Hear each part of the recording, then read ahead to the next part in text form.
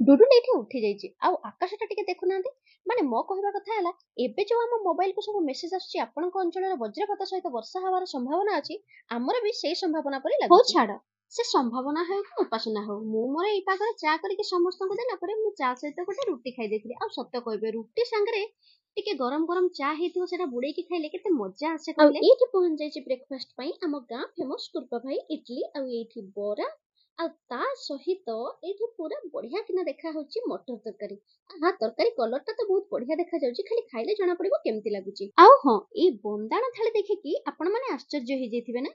ହଁ ହଁ, ଟିକେ ଧୈର୍ଯ୍ୟ ଧରନ୍ତୁ, କହିବି ଏଇଟା କୋଉ ଖାସ୍ ଲୋକଙ୍କ ପାଇଁ ରେଡି ହେଇଛି ସତରେ ମୁଁ କହିବି। ଯେହେତୁ ଆଜି ସମସ୍ତେ ଘରକୁ ଆସିବେ, ସେଥିପାଇଁ ଥଣ୍ଡା ତ ଆସିଥିଲା, ତା ସହିତ ଆମ୍ବ ଅଦା କଞ୍ଚା ଲଙ୍କା ଆଉ ପୋଦିନା ପତ୍ର ପକେଇକି ଟିକେ ଦହି ସରବତ ବନେଇ ଦେଇଥିଲି, କାହିଁକି ନା ଦହି ସରବତ ପିଇଲେ ପେଟ ଥଣ୍ଡା ହୁଏ ନା, ସେଇଥିପାଇଁ ବନେଇଥିଲି। ଆଉ ଏଇଠି ଆମର ଚାଲିଛି ରୋଷେଇ ବାସ, ମାନେ ଆମେ କରୁନଥିଲୁ, ଆସିଥିଲେ ଦି ଜଣ କରିବା ପାଇଁ। ଏଇଟା ବାହାରେ ହବାର ଥିଲା ରୋଷେଇଟା, କିନ୍ତୁ ଏଠି ଘର ଭିତରେ ହଉଛି, ଯେହେତୁ ବର୍ଷା ଏତେ ଜୋରେ ଉଠେଇଛି ସେଇଥିପାଇଁ। ଆଉ ଏଠି ପନିର କଟା ହେଇକି ରଖା ହେଇଛି, ଏଠି ସେପଟେ ପିଆଜ ଚାଲିଛି, ଏପଟେ ଡାଲି ଥୁଆ ହେଇଛି। ଆଉ ଫାଇନାଲରେ ଜଣେଇବି କଣ ହେଇଛି ରୋଷେଇ। ଆଉ ଏଠି ଯା ମୋର ଖାଉଛନ୍ତି, କିନ୍ତୁ ସେ ମତେ ଡାକୁନାହାନ୍ତି, ମୁଁ ରାଗିଛି ତାଙ୍କ ଉପରେ। ଆଉ ଧୀରେ ଧୀରେ ଏଠି ସମସ୍ତେ ଆସିଗଲେଣି।